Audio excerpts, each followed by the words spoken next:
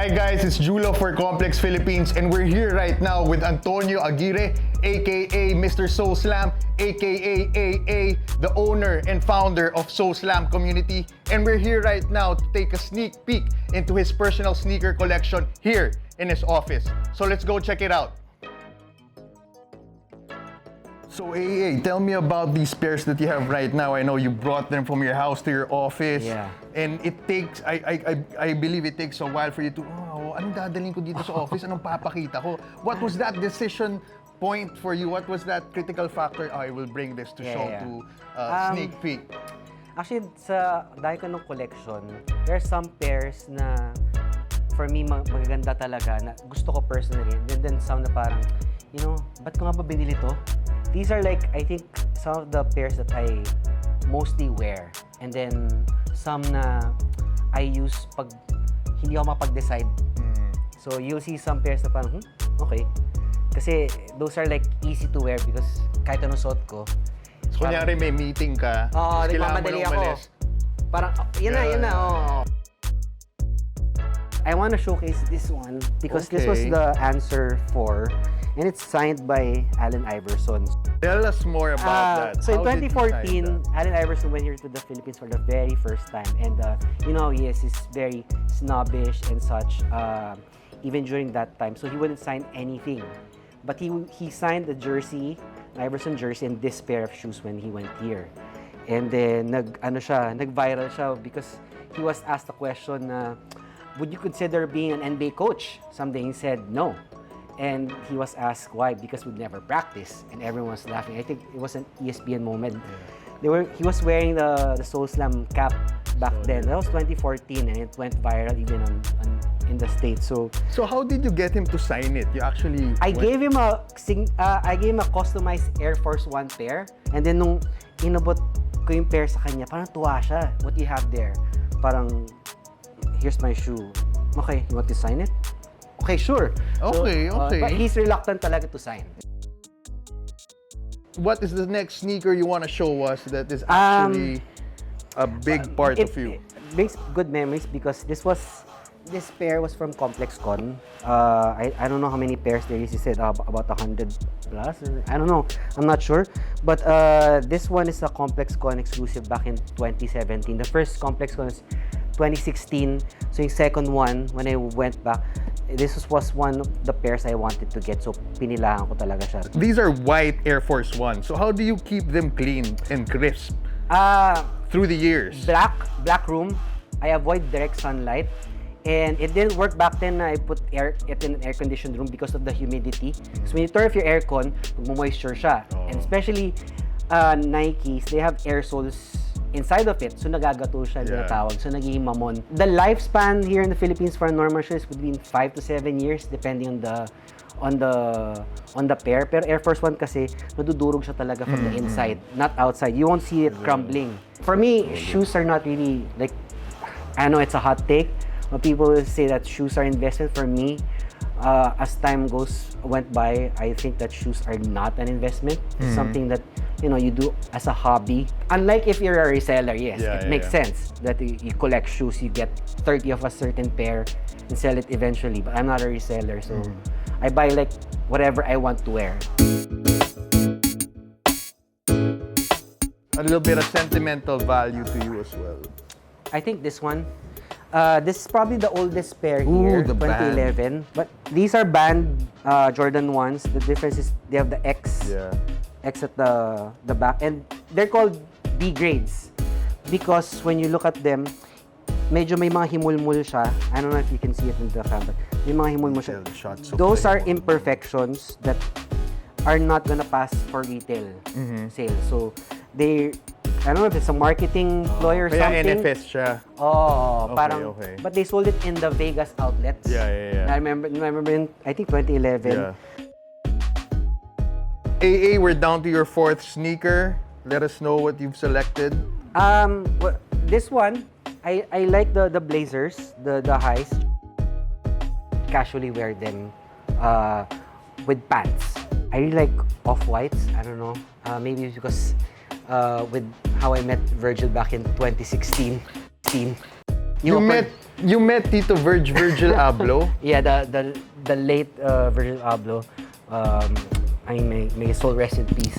But he gave me a great lesson when I first met him through. I met him through Ben Baller.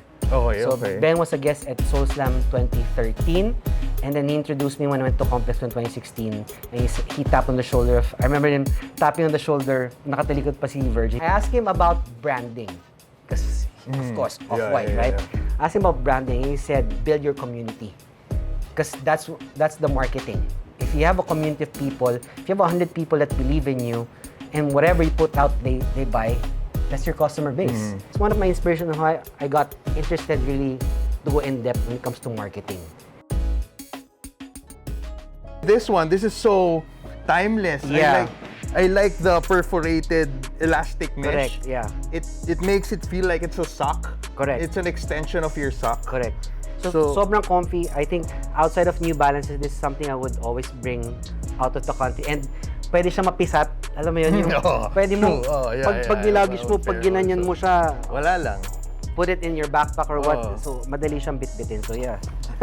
Diba? Dali lang eh. But I'm not a fan of someone on social media telling me how to wear my sneakers, how to wear my socks, how to lace my shoes. Yeah. Wear it as you Any way feel. you want, yeah. That's your expression, diba? Like, wear them how you want them to. If you want to use them like a slipper, wear them like a slipper. Bahala ka. It's your pair of shoes. So, don't let anyone dictate to you, like, oh, baduy ka naman mag-medyas. Diba? Hayaan mo lang, bahala ka kung anong ganun. If they call you baduy, I mean, that's who you that's your are. style. That's your style. Your own So, style. stick to your preference. It's what makes you who you are when it comes to shoes. I have a favorite basketball shoe right now. It's the Leaning Way of Wade 10. But actually, mas gusto ko dito yung low. I forgot to bring it, the Way of Wade Low Valentine. It's like wearing Kobe 5 on steroids. But feels like ano very- ba to? Carbon fiber full length. Yeah. And then I think there's some sort of yung midsole niya may sort of parang boost type siya. If you want something outside of Nike, Adidas, because they're dominating the basketball market, I would say try out the Leanings. They're very, very comfy. I'm a huge fan of Steve Jobs and his minimalist style. They call it quiet luxury. I don't know what it is, but the 992 version 2s are my go-to sneakers for anything, because of how bland it is.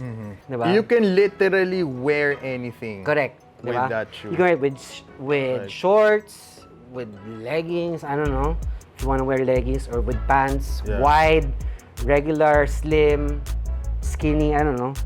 But I think they're really very, very comfy.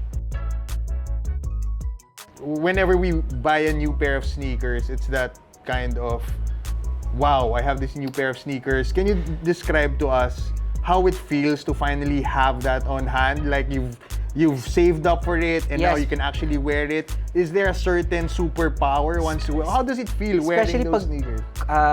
You really want it so bad, parang coveted mo talaga na you really want that pair so bad, and you have them. Minsan, I sometimes sleep with a pair of shoes in my bed. Sa floor naman ngayon. Dati nakatabi ko talaga eh. Pwede naman sa kama kung bago. Kung bago, wag naman yung VNDS. Di ba? It's a nice feeling, but for me lang, it's now that come to think of it, it's short-lived. But what I appreciate more is not the shoe, but how I actually acquired it, especially pag may mga. That's why the pairs here, I put them here just because they have a story. Like I met a friend because of this pair, a lifelong friend because of that pair. So it's more than just a tangible product for you. It's something that The that is relationship, a platform and medium for you to build relationships with a lot of people. Especially now, I built a lot of connections that I use for some of the business I have. It's a nice way to network, really, because you're sharing passion. In a certain way, sneakers give you confidence. Like you wear the shoes, but it's not like to make you who you are, but it's an expression nga eh, di ba? Back then, every time someone says, oh yeah, baduy mo, or pangit niya, ganyan, I would get affected by it. Yeah. Honestly. And now, you can hit me with anything, all the crappiest things, and I'm fine with it. Kaya, if you like something, enjoy it, keep it private, because a lot of people just want to ruin what you have.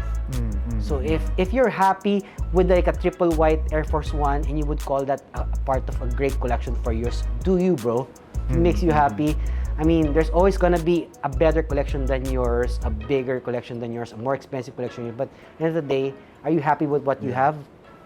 That's what's more important. So, And I think there are a lot of preconceived negative connotations in this exclusive lifestyle. You know, it's about time that we be open to people just sharing the education, sharing the love for it, and it doesn't matter if you're a new entrant to the industry, you're a new entrant to the culture, for as long as we share that love. And I think that's something that as a community we have to espouse to each and every one. No? We had the same back then, Soul Haven.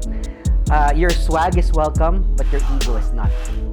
Right, thank you very much, AA, for your words of wisdom. So remember, guys, don't hate, appreciate. It's all within the circle of love and respect. We all want to share our love for sneakers. If you're a new entrant in the industry and the culture, feel free. If you have any questions whatsoever, every one of us should be all welcome. This is Sneak Peek. Thank you, guys. We are Complex Philippines. Julo, AA signing out.